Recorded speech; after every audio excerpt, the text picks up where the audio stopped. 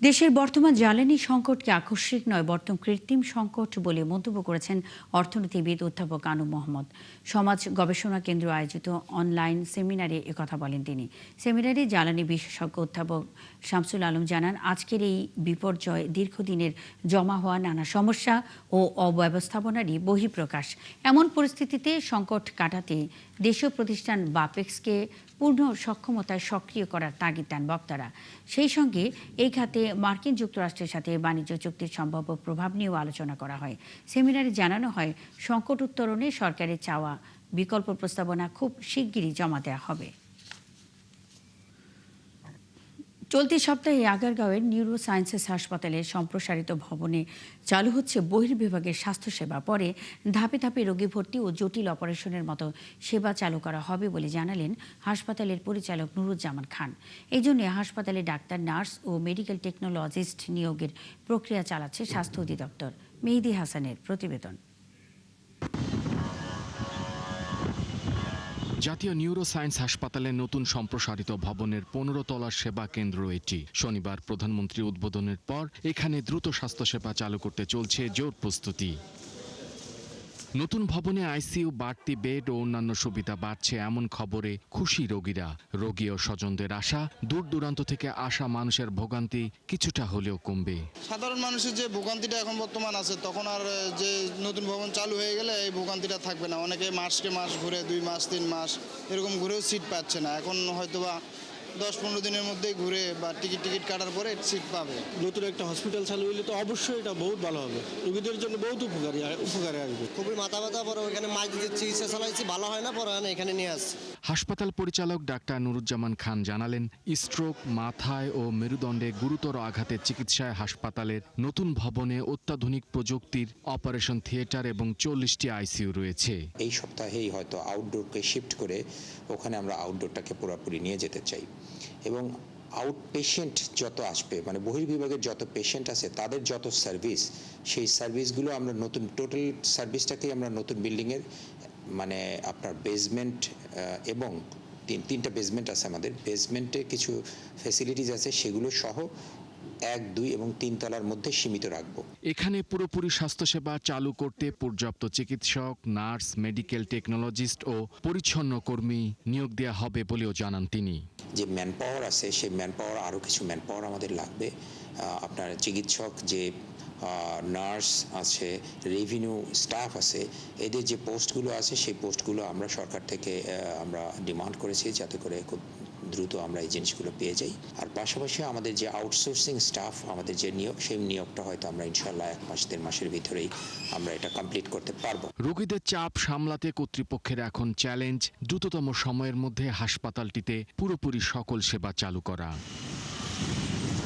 মেহেদী Hasan, 71, Dhaka.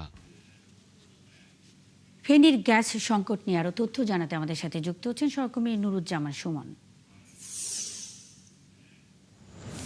Suman, gas সংকট নিয়ে আর কি তথ্য আছে আপনার কাছে? সংকট কাটাতে কোনো উদ্যোগ কি নেওয়া হয়েছে কিনা, এ বিষয়ে তিতাস গ্যাস কর্তৃপক্ষ কি বলছে?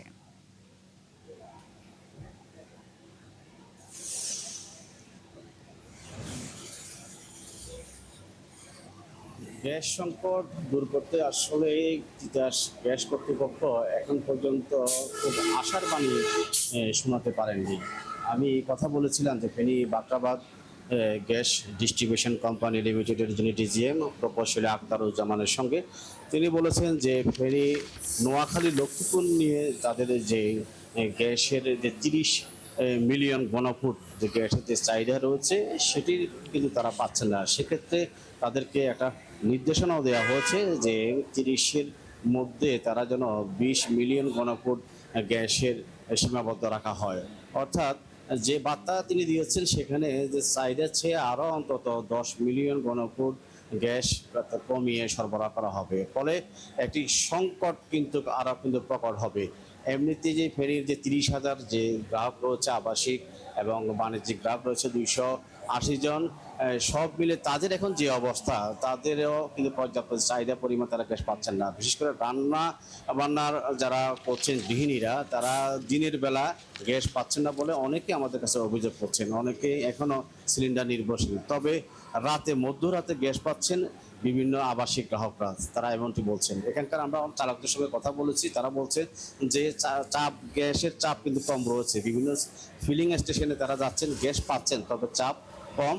তারা তাদের যে চাহিদা সে পরিমাণ তারা পাচ্ছেন না। তারা বলছেন যে মোটামুটি যেভাবে চলছে এটি যদি এভাবে চলে অন্তত তাদের জীবিকা নির্বাহ করতে সুবিধা হবে। তবে এই যে গ্যাসের যে সংকট নিয়ে যে ফেনীর যে অভ্যন্তরীণ যে সড়কগুলো রয়েছে সেখানে ভাড়ার কিন্তু একটা নৈরাজ্য চলছে। এই যে সন্ধ্যার পর থেকে বিশেষ করে মধ্যরাত পর্যন্ত যেসব সিএনজি চালিত গাড়িগুলো চলে সেখানে কিন্তু ভাড়া দ্বিগুণ আদায় করা হচ্ছে। এই নিয়ে প্রশাসনেরও কিন্তু খুব বেশি তদারকি নেই। তো আমরা এইসব বিষয় নিয়ে বিভিন্ন চালক এবং প্রশাসনের সঙ্গে কথা বলেছি, তারা বলছে তারা বিষয়টি তদারকি করছেন। এ ছিল ফেনী থেকে গ্যাস নিয়ে আমার কাছে। নুরুজ্জামান সুমন, অসংখ্য ধন্যবাদ বেশ কিছু তথ্যের জন্য। সঙ্গেই থাকবেন ফেনীর গ্যাস সংকট নিয়ে নানা তথ্য জানাচ্ছিলেন নুরুজ্জামান সুমন। ঘন ঘন লোডশেডিং আর লো ভোল্টেজের কারণে ক্ষুব্ধ হয়ে উঠেছেন কুমিল্লাবাসী। ১৭টি উপজেলার মানুষ লোডশেডিংয়ে অতিষ্ঠ হয়ে পড়েছেন।